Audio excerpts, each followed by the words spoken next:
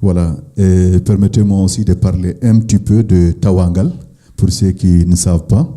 C'est l'association qui nous invite ici. Tawangal est une association qui a été créée en 2015. Son objectif, en fait, c'est de contribuer à la lutte contre la pauvreté des familles éleveurs et nomades dans le Sahel. Pour cela, elle a des objectifs, en fait, renforcer les capacités et faire des plaidoyers des organisations éleveurs et pasteurs.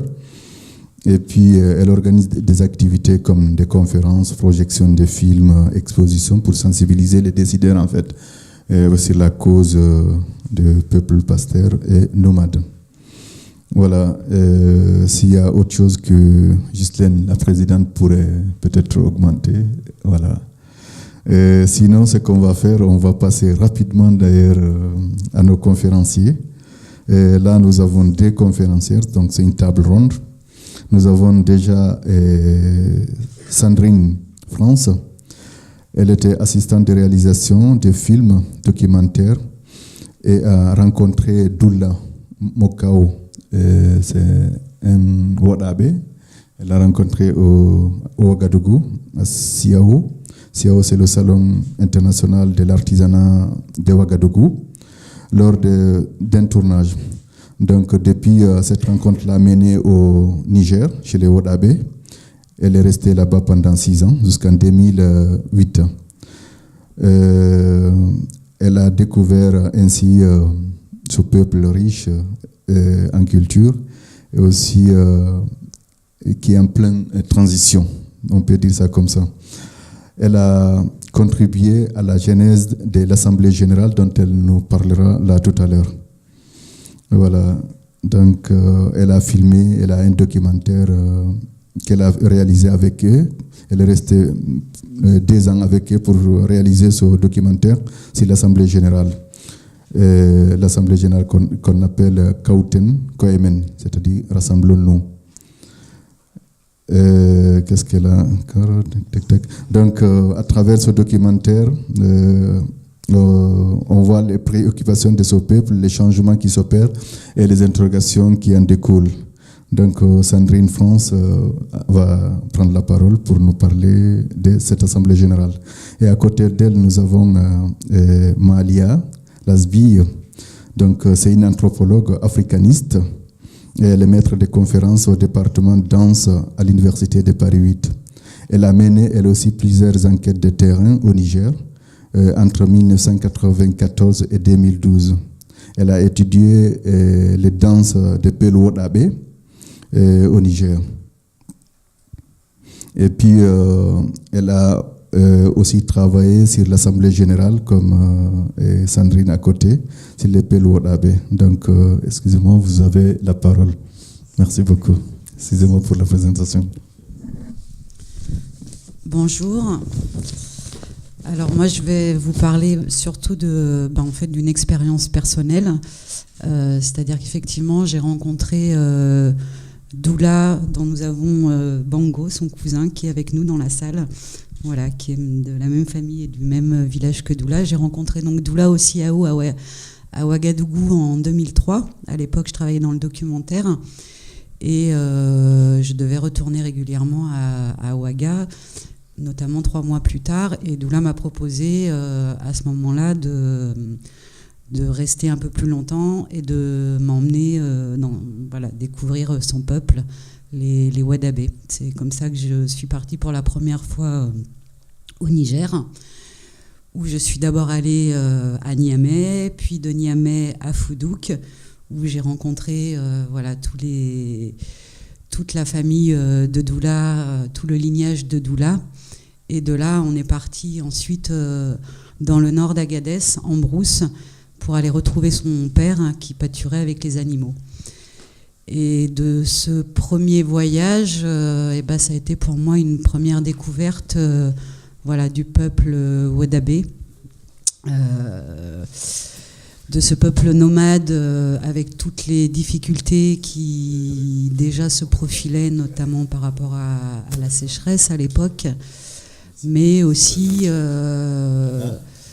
à cette période-là, une des grosses préoccupations des Wadabés, qui était un peuple minoritaire au Niger, c'était de pouvoir avoir une reconnaissance auprès des autorités, auprès des administrations. À l'époque, ils n'étaient pas du tout représentés dans les administrations. C'était un peuple un peu montré du doigt aussi par les autres peuples, parce que considérés comme voilà, des gens venant de la brousse, et donc pas très au fait de ce qui se passait. Donc ils avaient un petit peu l'impression d'être dévalorisés au sein de la population nigérienne, de ne pas être reconnus en tant que peuple voilà, autochtone du Niger. Et puis ils souffraient aussi de l'analphabétisme qui ne leur permettait pas de pouvoir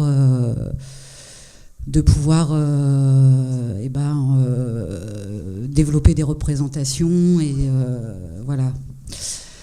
Donc j'y suis pas restée pendant 8 ans, mais par contre j'ai fait beaucoup de voyages là-bas les premières années, en passant beaucoup de temps avec eux. Je les ai accueillis aussi chez moi en France. Et je pense que c'est la première ou la deuxième fois que j'y suis allée, je ne sais plus comment ça s'est passé.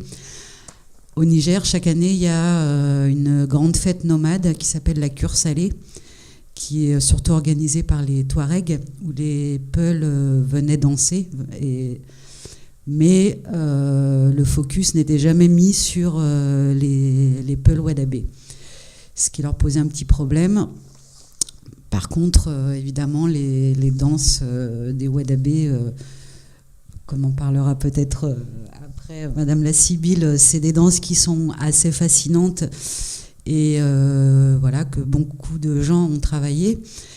Donc moi, voilà, en découvrant ce peuple, j'ai eu envie de faire parler d'eux, de les faire découvrir, mais autrement qu'à travers leurs danses, plutôt à travers les problématiques actuelles qui les préoccupaient.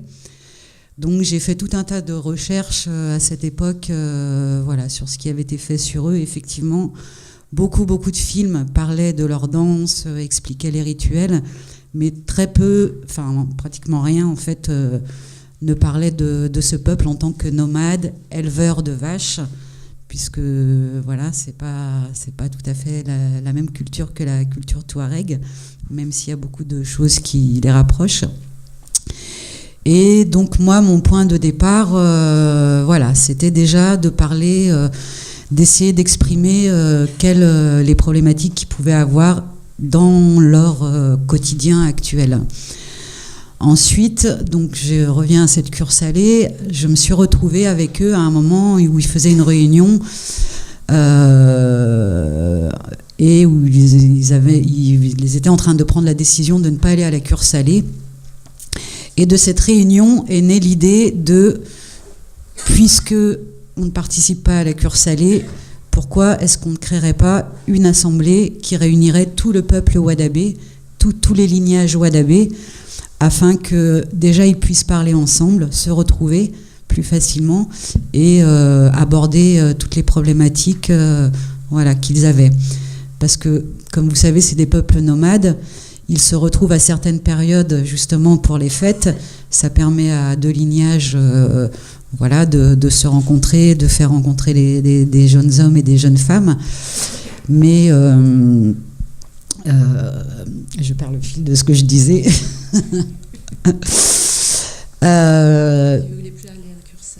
Voilà, mais l'idée là, c'était vraiment de pouvoir se réunir tous ensemble pour pouvoir vraiment parler, voilà, de toutes ces problématiques et comment ils pourraient ensemble s'organiser pour avancer. Donc on a travaillé ensemble, on a fait des réunions ensemble pour moi j'écrivais ce qu'ils disaient. Je leur donnais quelques idées aussi. Je prenais aussi leurs idées pour voir comment cette assemblée pourrait se mettre en place. Et donc l'idée a été de créer une assemblée annuelle qui tournerait chaque année sur un site sédentaire. À cette époque, les Wadabés étaient en pleine transition, c'est-à-dire en train de se questionner sur une semi-sédentarisation. d'une part pour pouvoir envoyer leurs enfants à l'école, pour pouvoir avoir une reconnaissance aussi, être identifiable quelque part, puisque les peuples nomades, on a du mal à les identifier, donc le fait d'avoir des sites sédentaires, ça permettait de pouvoir les identifier, ça permettait de pouvoir scolariser les enfants. Et à cette période, le questionnement, il était encore sur cette semi-sédentarisation, comment on s'organise, qui va rester, qui va partir, essayer de convaincre les gens aussi de pouvoir se poser quelque part. Convaincre les chefs aussi de travailler dans le sens de parler, de défendre la population wadabé auprès des autorités et de pouvoir petit à petit marquer un peu sa place sur les territoires nigériens. Je suis sûre que j'oublie plein de choses, mais je ne sais pas si vous avez des questions à poser, déjà peut-être pour... À cette époque aussi, sur ces quelques années-là où je suis quand même allée souvent au Niger, j'ai aussi... c'est aussi la période de la décentralisation et puis de la privatisation des pâturages. Moi, j'ai commencé à voir les premiers pâturages vendus par l'État à je ne sais pas qui, mais voilà, des zones de pâturage qui étaient des zones de passage des wadabés où il y avait des puits, où ils avaient l'habitude d'aller s'abreuver, sur lesquels ils ne pouvaient plus passer, qu'ils étaient obligés de contourner. Toutes les problématiques que ça pouvait engendrer. Les problèmes de sécheresse aussi, qui, je pense, au fur et à mesure, je pense qu'à l'époque, il y avait des bonnes ententes entre les agriculteurs, les éleveurs. Au fur et à mesure des sécheresses, les wadabés sont descendus un petit peu plus au sud, les éleveurs, les agriculteurs un petit peu plus au nord. Ça a commencé à créer aussi des petits conflits. Tous les petits conflits qui peuvent se créer autour des ressources qui sont précaires. Parce que les peuples nomades et notamment les peuples wadabés sont des peuples qui vivent avec très très peu, avec très peu d'eau, qui suivent leurs vaches, qui restent, qui ont une solidarité entre eux qui est assez belle, plein de choses que peut-être les gens qui viennent de l'extérieur ne voient pas tout le temps, mais toute une connaissance des plantes, toute une connaissance de la brousse, des étoiles, la manière dont les peuples nomades peuvent se déplacer, peuvent faire avec leur environnement en essayant de ne pas le détruire. Mais les ressources devenant rares, ça devient compliqué. Et ça devient compliqué pour tout le monde. Donc voilà, depuis 2004, l'Assemblée générale a continué. Je crois qu'il y a peut-être eu une année où elle ne s'est pas fait, ou 2 années, à cause des problèmes politiques, en 2007 et 2010. Voilà, et cette année, elle a continué à Foudouk. Donc Foudouk, le premier village où je suis allée. Foudouk, qui est un peu ma deuxième famille nigérienne. Voilà, je ne sais pas si vous avez des questions. Alors, je pense que ça se fait au bénéfice de l'État. Je pourrais pas...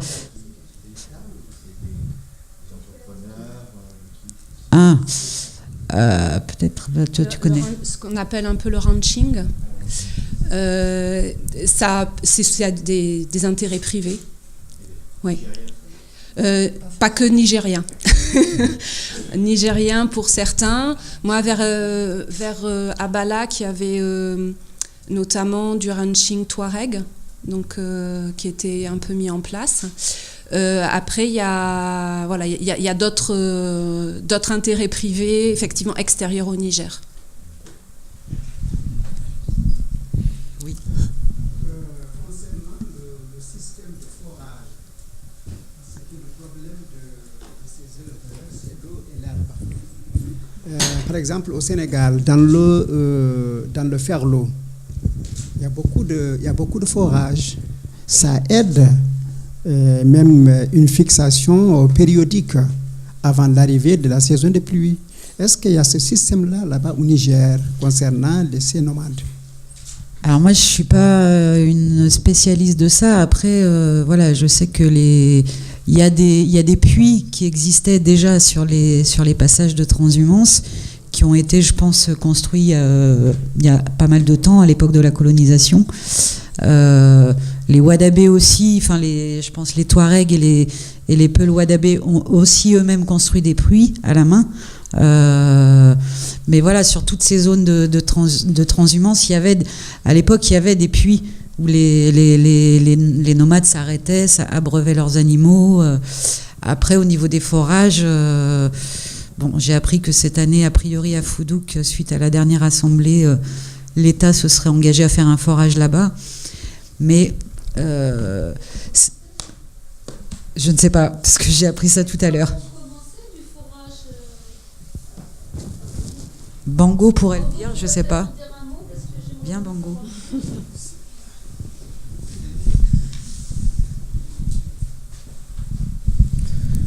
Alors, bon, les forages, ont été faits. Ils ont mis les piqûres, mais ils ne sont pas encore mis les châteaux à Foudouk. Voilà, mais il y a 5 ans qu'on attend, ou 6 ans plus tard, mais ça fait 7 années. On m'a dit que c'était à 7 km de Foudouk. Oui, c'est pas au village même, c'est au 7. Oui. Donc, comment ça va profiter au village, étant donné que c'est à 7 km? Ça va profiter? Non, c'est pas à 7, hein, c'est à 1 km de Foudouk. Oui. On m'a dit 7. Non, c'est 1 km. Ils ont dit ça va faire il va mettre ça au village, quoi. Je ne sais pas si c'est vrai ou pas. Le château d'eau au village? Ils ont dit qu'il va amener de l'eau jusqu'au village. C'est ça qu'ils ont dit, mais je ne sais pas si ça existe ou pas. Voilà.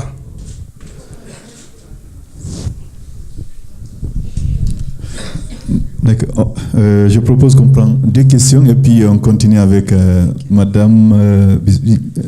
Puis après, on reprend les questions d'une manière un peu plus générale. Comme ça, on va avoir une vision plus globale. Allez-y, monsieur. Oui, bonjour. Alors moi, je n'ai pas encore de questions, ça va peut-être venir. C'est juste parce que je suis donc président d'une association, une petite association bretonne qui accompagne des Peuls Wadabé à Tintabaraden et donc pour dire tout de suite, le forage de Tintabaraden concerne toute la ville et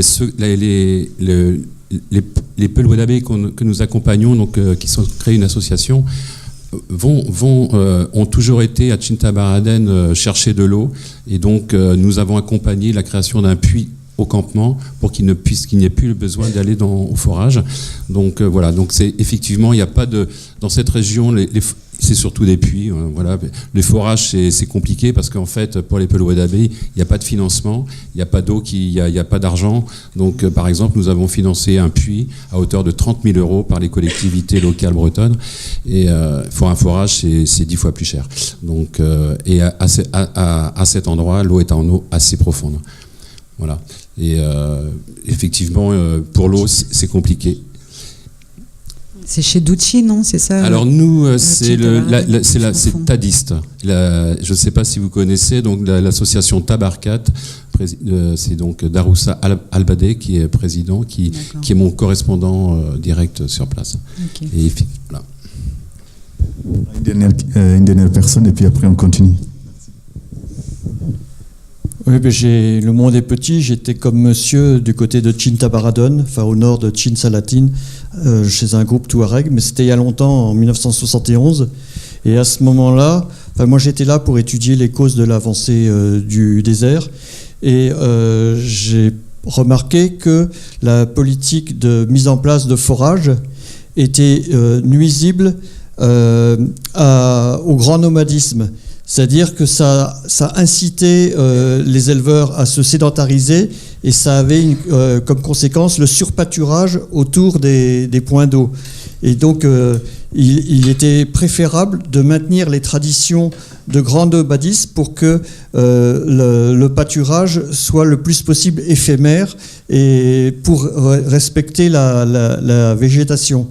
Et l'autre chose que j'avais remarqué à ce moment-là, déjà, il y avait une vie très paisible entre groupe Touareg et groupe Peul.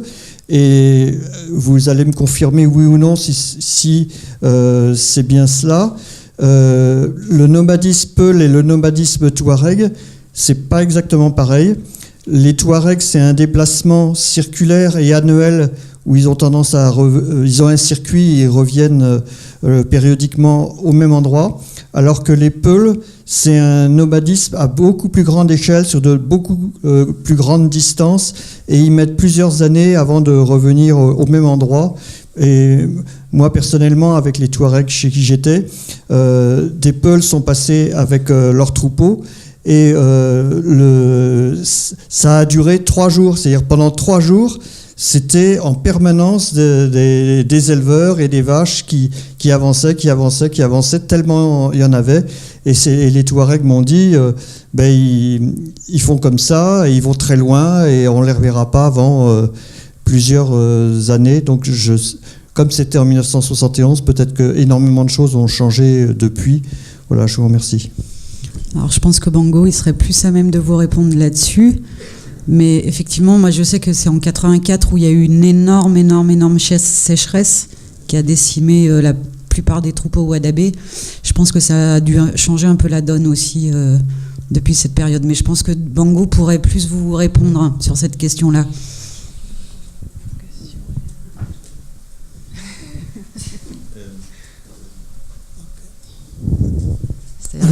Bon, c'est vrai, les grandes sécheresses, ça fait au Niger. Les grandes sécheresses, moi, ce que je connais, c'est en 84, depuis 7 ans, quoi. Donc, à part ça, après ça, on a un bon moment jusqu'à 2005. C'est en 2005 qu'on a vraiment une grande sécheresse jusqu'à... C'est cette année qu'on a eu beaucoup de pluie, quoi. Mais avant, vraiment, tout est mauvais, quoi. Voilà. Et cette année, on a fait une forum sur Foudouk, 9e exposition à Foudouk. Donc, on a recevoir plusieurs gens. C'est pas mal, quoi. Les chefferies traditionnelles, les chefs de canton, les maires de Ingal et préfets de Ingal, ils sont venus pour... le ministère, il a donné les sécurités. Donc, il n'y a pas les étrangers comme avant, quoi. On n'est pas recevoir les touristes. Comme les gens ils sont dit, nous, on a une zone vraiment rouge. On a une zone qui n'est pas bonne. Bon, bien sûr qu'il n'est pas bon partout, quoi. Mais je pensais que Mireille, il est allé à Foudouk 10 jours. Donc, il va raconter s'il y a quelque chose ou pas. Voilà, parmi ça, vraiment, je pensais que s'il y a les gens qui ont envie de venir, il n'y a pas de problème. Bienvenue au Niger, surtout à Foudouk, où on est. Donc, voilà. Vous avez me pardonné, mon français était faible, quoi. Voilà. Mais juste pour répondre un petit peu, en fait, je pense qu'effectivement, les zones se sont beaucoup réduites. Parce que moi, ce que me disaient les Wadabé, c'est qu'avant qu'il y ait les frontières, voilà, effectivement, ils transhumaient du Niger au Mali. Enfin, voilà, ils allaient quand même assez loin. Après, dans pas mal de pays, il y a eu le code pastoral avec des couloirs qui ont été établis. Ça devenait compliqué pour les Peuls aussi de passer les frontières. Donc, je pense que les zones se sont beaucoup réduites et aussi par rapport aux sécheresses aussi, voilà, à répétition. Je passe la parole maintenant. Merci. Donc pour un peu expliquer, j'ai commencé mes recherches chez les Wadabé en 1994 et j'ai fait plusieurs terrains avec toujours comme fil conducteur la danse. C'était mon angle de départ. Et j'ai travaillé d'abord sur les danses dans un cadre cérémoniel, puis dans un cadre, on va dire, scénique, quand ils sont venus en France danser. Et c'est par aussi les danses que je suis arrivée jusqu'à l'Assemblée pour voir voilà, quelle mise en place se faisait.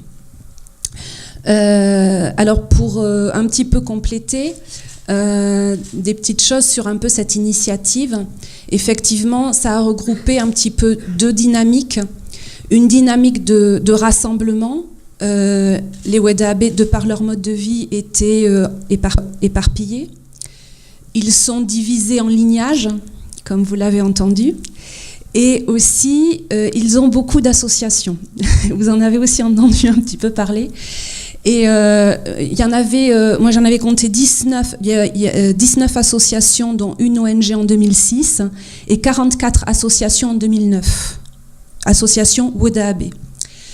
Chaque association étant en général associée à un lignage et à un lieu, comme vous en avez aussi entendu parler. Un des éléments très importants, du coup, c'était de faire un mouvement de rassemblement de toutes ces associations, de tous ces Wedaabe, pour échanger et pour faire entendre leur voix. Le deuxième élément, la deuxième dynamique, c'était une dynamique un petit peu effectivement de contestation et de revendication, c'est-à-dire de comment faire porter sa voix quand on est minoritaire dans le pays.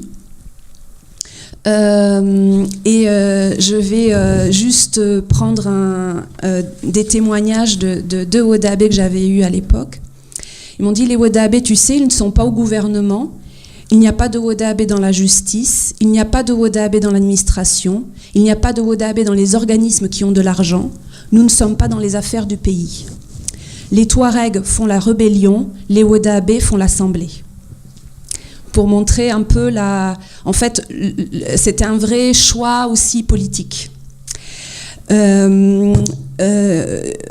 Du coup, dans ces revendications, on pourra revenir sur le détail. Effectivement, il y avait tout un ensemble de revendications par rapport au développement de ce qu'ils appelaient les villages Wedaabe, mettre en place des écoles, des puits, des dispensaires, des greniers à grains, et pour, me disait-il, obtenir des terres que le nomadisme nous fait perdre au fur et à mesure. Donc, cette dimension semi-nomade. Et cette volonté aussi de valoriser le nomadisme et l'élevage nomade comme un argument écologique. Donc ils développaient tout un ensemble d'arguments pour valoriser leur mode de vie auprès des autorités nigériennes. Mais en fait, sous ça, c'est une configuration un petit peu plus interactive. Effectivement, pour venir à l'Assemblée, ils ont demandé aussi à tous les chefs traditionnels de venir. Ils ont aussi demandé aux autorités nigériennes, ils ont invité les autorités nigériennes, donc nationales, régionales, locales, les préfets, etc. Et ils ont aussi utilisé tout leur réseau de connaissances européens et nord-américains. Je pense que finalement, au fur et à mesure des témoignages, vous en avez entendu parler. C'est-à-dire des personnes que les Wedaabe avaient rencontrées au fur et à mesure soit des gens qui sont venus au Niger, soit des Wedaabe qui sont venus en France vendre des bijoux et danser dans des festivals, faisaient des rencontres de personnes qui devenaient des amis ressources et qui pouvaient après à leur tour venir au Niger. Donc c'est vraiment, ils ont très bien compris ce qu'on appelle la force du réseau. C'est-à-dire qu'il fallait s'allier aussi tout un ensemble d'acteurs, un petit peu autour d'eux, et que finalement ces acteurs donnaient aussi de la force à l'événement et amenaient aussi parfois les hommes politiques nigériens à faire attention aussi à leurs revendications. Et cette assemblée générale, elle avait aussi de la force parce qu'elle croisait à la fois les interlocuteurs des Wedaabe en dehors du Niger, les Wedaabe et les autorités politiques. Et ce qui est très intéressant, c'est de voir comment se déroulait l'assemblée.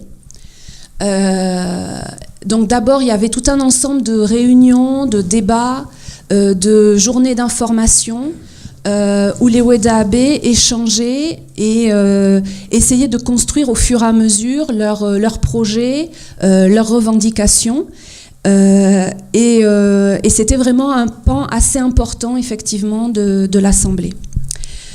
Le deuxième élément sur lequel qui m'a intéressée, c'était effectivement les danses. Lors de cette assemblée, il y avait des danses qui sont réalisées pour tous les rassemblements des Wodaabe. Pour toutes les rassemblements, alors qu'on parle de Warsaw, qui est un rassemblement, on va dire, à l'intérieur d'un lignage, la Nganika, qui est un rassemblement entre deux lignages, la cure salée. À chaque fois, il y a des danses Wodaabe, et finalement, l'Assemblée générale, c'était un moment de plus pour danser. Mais aussi, c'était l'élément par lequel, on vous l'a dit, les Wodaabe sont connus. Les Wodaabe, on vient les prendre en photo parce que leurs danses sont en plus pour nous assez fascinantes et assez avec une dimension esthétique extrêmement forte. Donc ils ont compris aussi que les danses, ça pouvait aussi constituer un instrument de pouvoir et de revendication.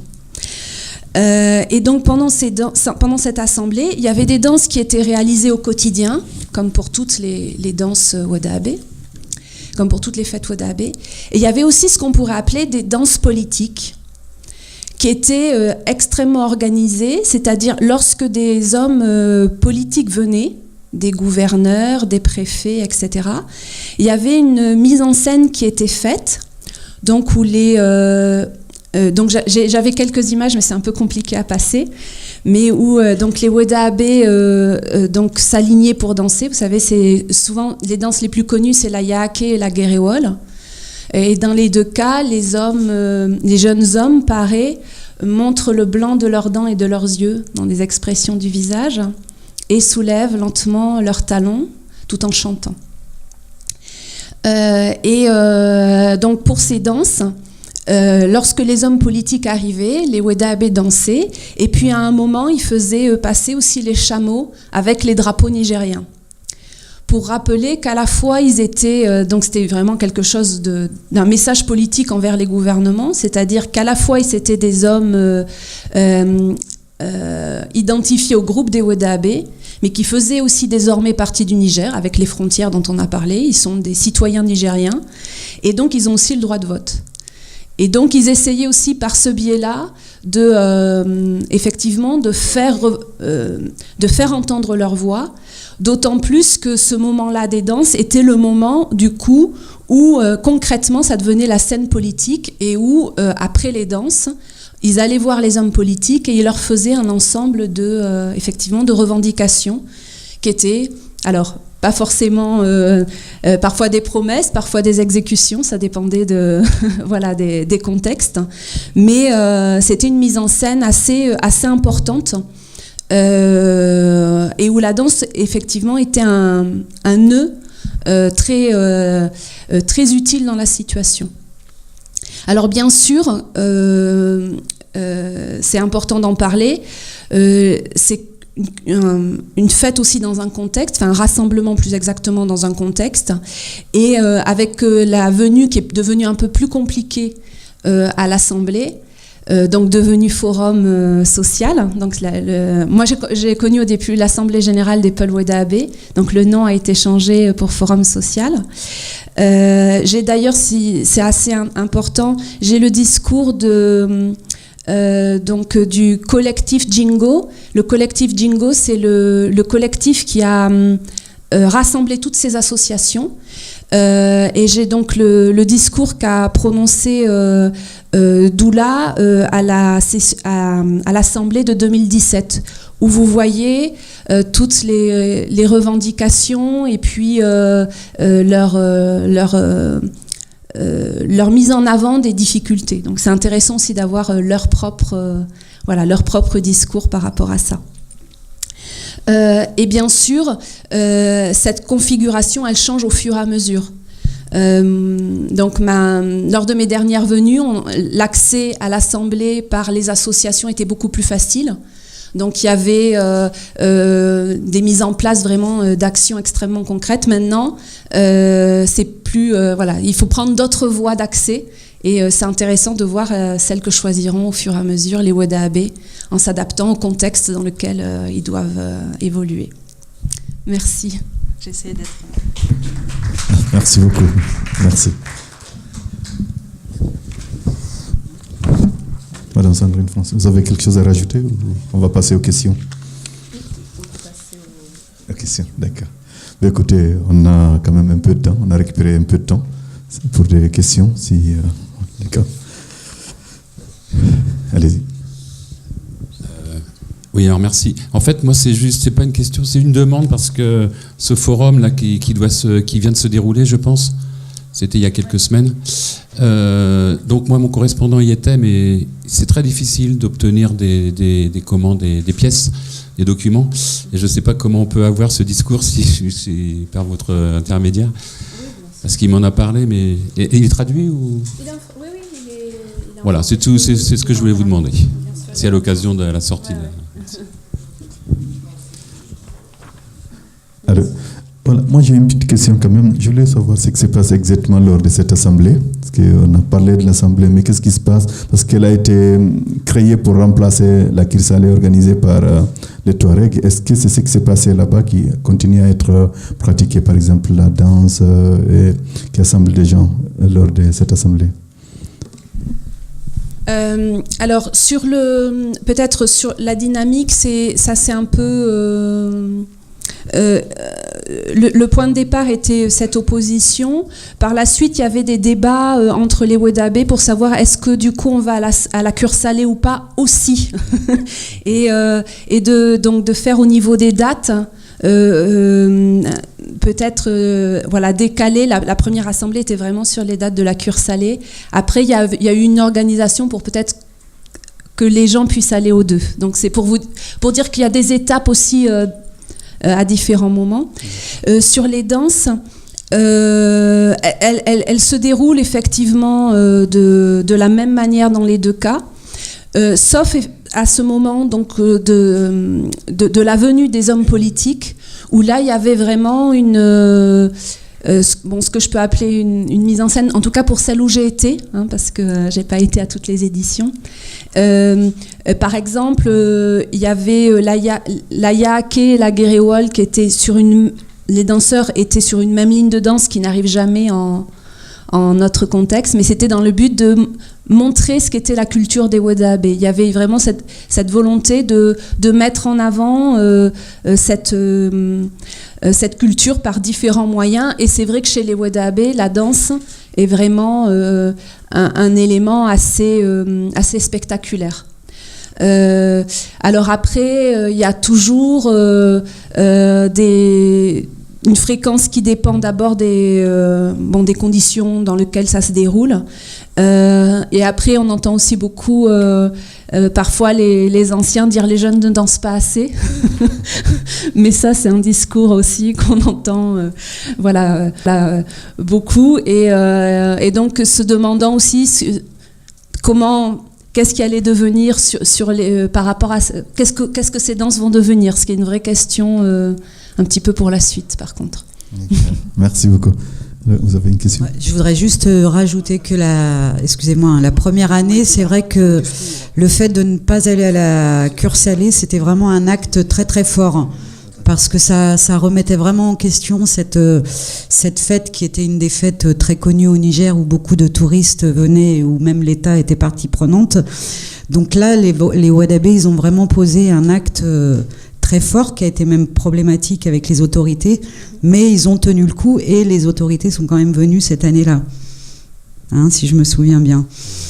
Donc c'est vrai que ça a été vraiment le début de la mise en place, et mon film en fait raconte cette première assemblée, en fait, comment ça s'est mis en place. D'accord. Il y a M. Dia aussi qui voudrait avoir le discours de Doula, c'est ça? D'accord. Je pourrais en lire un bout si vous voulez. Vous avez une question? Par là, c'est bon? C'est juste pour... Moi, c'est pas une question. Par contre, c'est juste pour un peu aller dans le sens du monsieur, où il parlait sur la première qui vient de faire une présentation, elle paraît comment ça se structure le réseau des points d'eau au niveau du Niger, dans la zone pastorale en gros, que ce soit au niveau des Touaregs, des Touaregs, des Peuls ou les Bororo, parce que moi j'ai fait une nuance entre les Wodabé et les Bororo. Je suis en train de travailler sur cette question parce que je suis doctorant, je travaille sur la mobilité transfrontalière de ces éleveurs liés au contexte d'insécurité de Boko Haram. Donc je m'intéresse à leur insertion à la fois au niveau de leur zone d'origine, parce que beaucoup sont en train de revenir du moment où ils ne peuvent plus rester dans la zone du Nigeria, sont en train de revenir. Donc je suis en train vraiment de travailler sur cette zone. Mais le problème, c'est qu'à l'état actuel, le maillage, en particulier les points d'eau, les forages sont en très bon état et donc qui permettent d'accueillir beaucoup de troupeaux ne fonctionnent plus. Donc beaucoup se rabattent sur on va dire les puits modernes, les puits cimentés, et que ces puits cimentés, vu leur répartition, sont depuis de plus en plus appropriés par des groupes qui se sont sédentarisés, et donc les éleveurs transhumants qui sont de retour donc ont un sérieux problème d'insertion et d'appropriation d'accès à l'eau dans cette zone. Donc c'est juste un peu pour éclairer la fille et aller dans ce sens.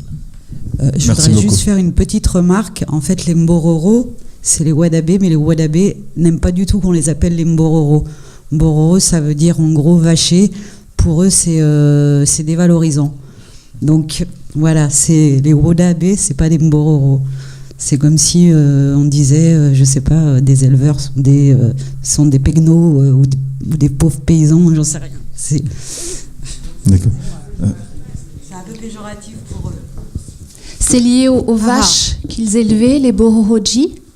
Mais il y a des régions à l'extérieur aussi où on parle de Bororo, au Cameroun. Donc voilà, les appellations de ces groupes sont toujours compliquées parce qu'il y a toujours le nom que le groupe se donne et le nom qu'on leur donne. Et comme effectivement, des anthropologues ont montré combien c'est des créations coloniales, les colons ont souvent eu comme interlocuteurs des gens qui dénommaient les autres. Donc très souvent, c'était plus, dans ce qui a été connu, ça a été plus les noms que les autres donnaient que parfois les noms que les personnes elles-mêmes se donnaient.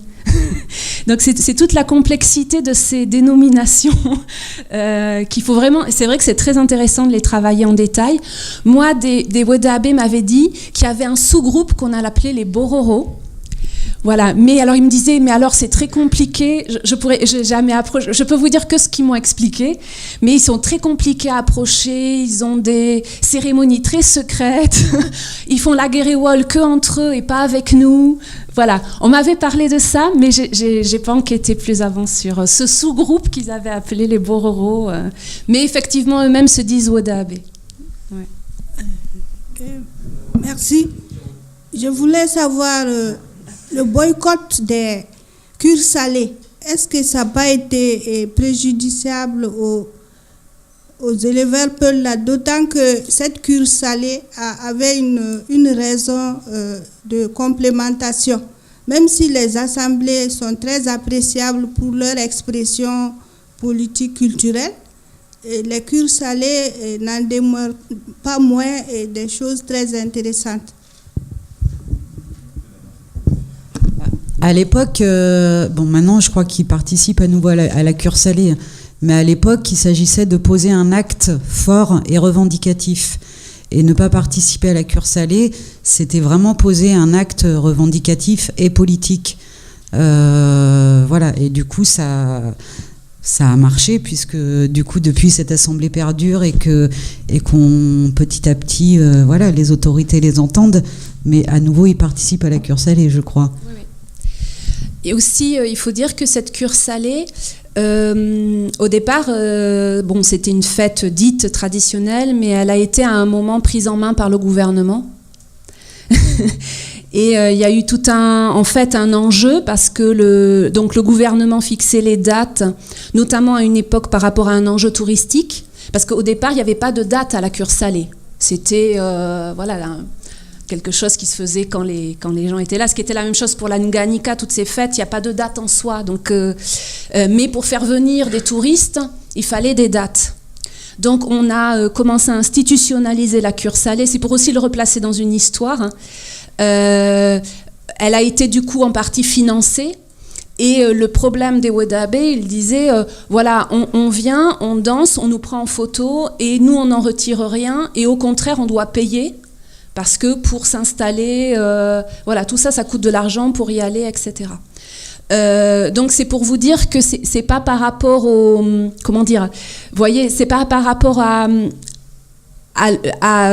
au système traditionnel qu'il y a derrière. C'était vraiment à l'enjeu un petit peu gouvernemental qui s'était mis en place sur cette cure salée. Ce qui n'empêche pas, bien sûr, les pasteurs de remonter vers les terres salées pour faire paître leur pâturage, pour faire paître leurs animaux. Et effectivement, je ne saurais plus dire la date, mais les Wedabé ont participé à la cure salée et à l'Assemblée générale des Wedabé. Ça a été un acte, je pense, effectivement politique à un moment donné. Et après, ils se sont repositionnés pour effectivement pas être dans une concurrence, mais dans un travail de revendication personnelle, mais qui ne rentre pas en concurrence avec d'autres. Oui, j'ai rencontré Doula Mokao cet été et il m'a dit que l'Assemblée générale cette année porterait sur l'influence du djihad sur la jeunesse. Est-ce que vous avez des informations là-dessus ? Il m'a dit la même chose. D'ailleurs, le thème de l'Assemblée, du forum cette année est insécurité et pastoralisme, quel défi à relever. Donc Doula m'a aussi beaucoup parlé de cette volonté d'informer les jeunes. Il en parle aussi un petit peu. Du coup, je vais reprendre peut-être un petit bout du discours. Mesdames et messieurs, l'élevage sahélien est naturellement mobile. Cependant, le changement climatique impose sa corrélation avec les ressources naturelles, aléatoires et fragiles du milieu. Par ailleurs, les productions pastorales occupent une place importante dans l'économie de notre pays.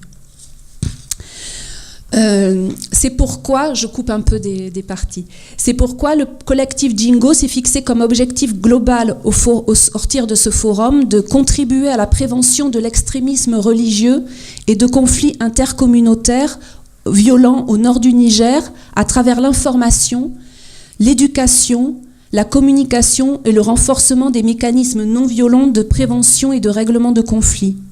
Contribuer à l'information, à l'éducation, à la communication et à la sensibilisation des jeunes pasteurs sur les risques liés à la migration clandestine et à l'endoctrinement.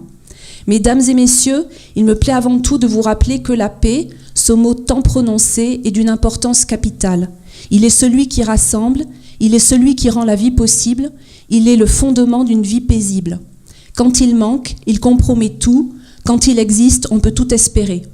Le collectif Jingo a compris et accepté qu'il ne suffit pas de parler de paix, mais de croire en elle et de la construire en posant des actes qui la maintiendront toujours. Merci. Oui, à propos de la scolarisation, est-ce qu'il ne faudrait pas disjoindre scolarisation de occidentalisation ? Je veux dire par là, est-ce qu'il ne faudrait pas enseigner sans déstabiliser, éduquer sans ethnocider ou instruire sans détruire? Par exemple, imaginez la possibilité d'écoles nomades, d'instituteurs, si possible nés au sein de la population, et d'instituteurs qui suivent les déplacements des populations au lieu d'imposer la sédentarisation. Voilà, merci. Merci. La scolarisation, c'est une question très importante et qui a été très épineuse. Les Wedabé, au départ, ne voulaient pas trop scolariser leurs enfants, mais petit à petit, ils ont pris conscience de l'importance de la scolarisation. Moi, quand j'ai été sur mes terrains, ils me disaient « Regarde, Mahalia, nous, on ne comprend pas la loi. On ne sait pas lire la loi, ne serait-ce que ça, donc on ne peut pas défendre nos droits si on ne connaît pas la loi. » Donc c'est un mouvement qui s'est mis en place.